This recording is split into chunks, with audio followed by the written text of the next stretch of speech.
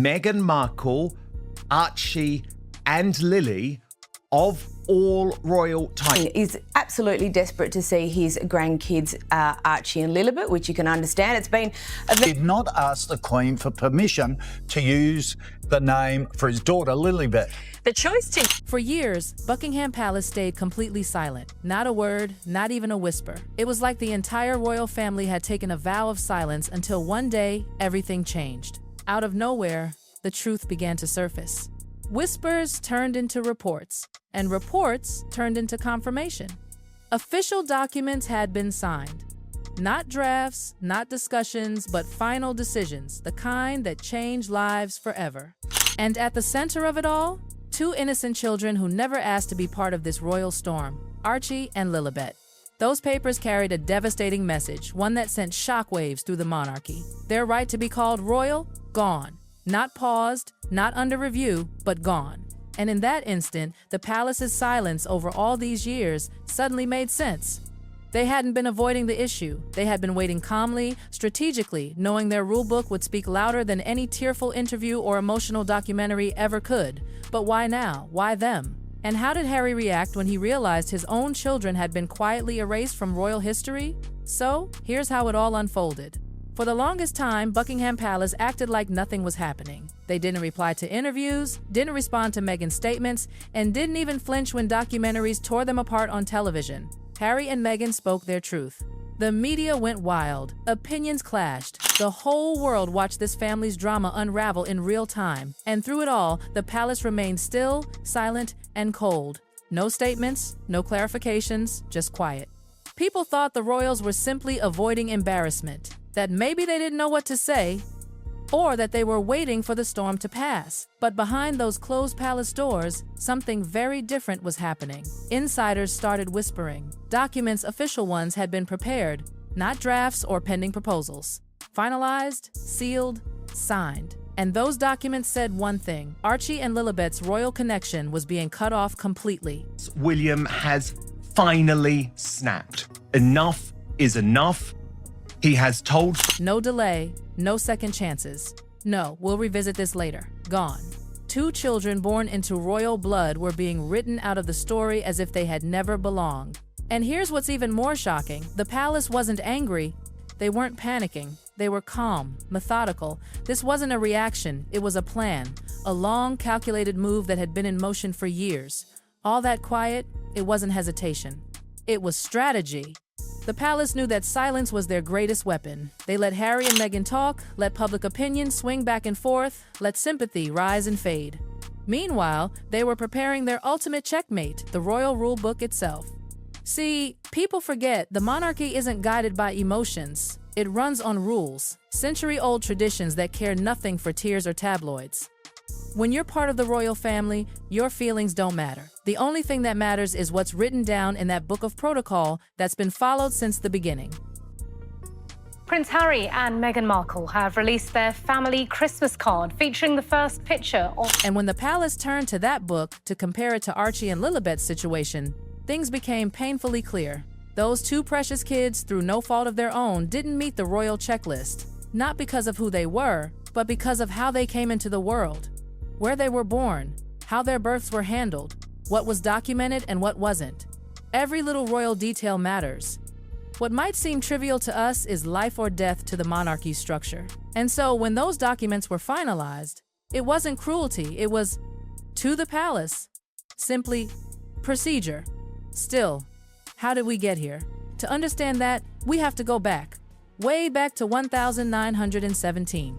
Back then, King George V looked around and saw chaos. The world was at war.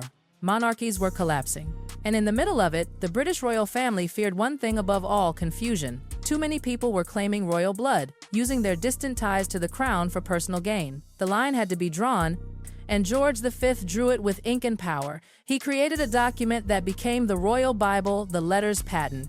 That document established 3 unbreakable rules that determined who was truly royal. First, you needed a direct, undeniable bloodline to the reigning monarch, no question marks, no, we think so. Second, your birth had to be recorded officially by the royal household, not just a hospital, not a press statement, not a social media post. The crown itself had to file your existence. And third, and most sacred, you had to be baptized into the Church of England officially under the Royal Church's recognition. Miss even one of those boxes? You're out, period. For over a century, no one broke those rules. Until Archie. When Archie was born in 2019, it should have been a royal dream. A healthy baby, proud parents, history continuing. But then, something strange happened. The first warning sign came quietly, hidden in paperwork, the birth certificate. It was filed like any other with Meghan's full name, Rachel Meghan. Normal, standard. But weeks later, that record was changed. Suddenly, her legal name disappeared, replaced with Her Royal Highness the Duchess of Sussex. No announcement, no explanation, just changed. Meghan's side said the palace forced the edit. The palace claimed Meghan requested it. To this day, no one knows the truth.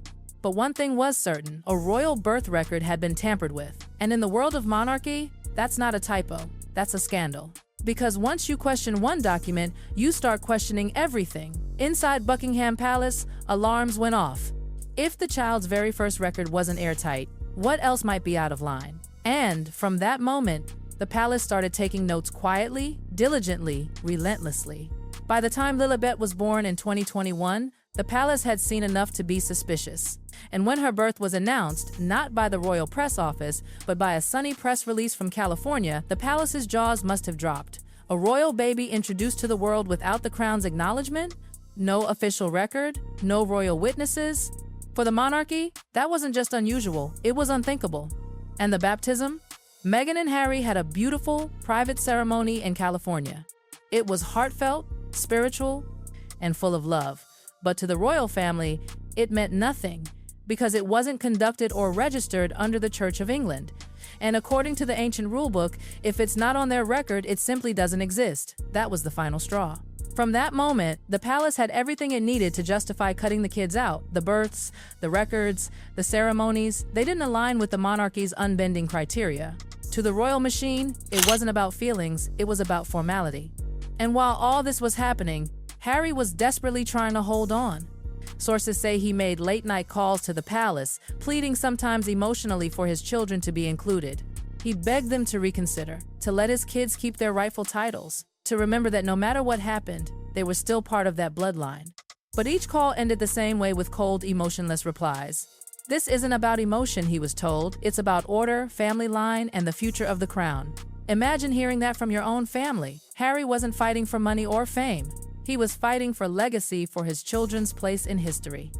But the palace wasn't listening. The decision had been made long before he ever picked up the phone. And once the royal wheels start turning, there's no stopping them.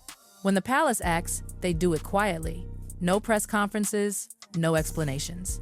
Just action. And before Harry even realized it, the final paperwork was complete. Archie and Lilibet were out formally, permanently, and without a single word of public acknowledgement. So, what did they lose? Everything that connects one to royal existence. Titles, ceremonial roles, the right to represent the monarchy, gone. Their names would still exist on a list somewhere, but their place in the royal story? Erased. They wouldn't appear on balconies, attend official events, or feature in the family archives. Even their mention in future royal records would be minimal, perhaps footnotes, if that. And while the public saw Harry and Meghan smiling in photos, insiders say Harry was devastated behind the scenes. Watching your children vanish from the very history you were born into, it's a pain few could understand. But the palace didn't flinch, because to them, this wasn't personal, it was preservation. They were protecting the monarchy's structure, just as they've done for centuries. The final act was chillingly simple. Titles stripped, records closed, history rewritten. No anger, no revenge, just cold, centuries-old protocol. Because in the royal world, power doesn't shout, it whispers, it waits, and when it finally moves, it doesn't explain itself. Harry and Meghan had told their story. They'd spoken their truth, but the palace never needed to. They had something stronger than words, the ability to decide what would last forever. And when the dust settled, the message couldn't have been clearer. The crown doesn't bend, the rulebook doesn't change, and once you're written out, you're gone for good. Archie and Lilibet might grow up happy, free, and loved, but when history books are opened 100 years from now, their names will barely be there.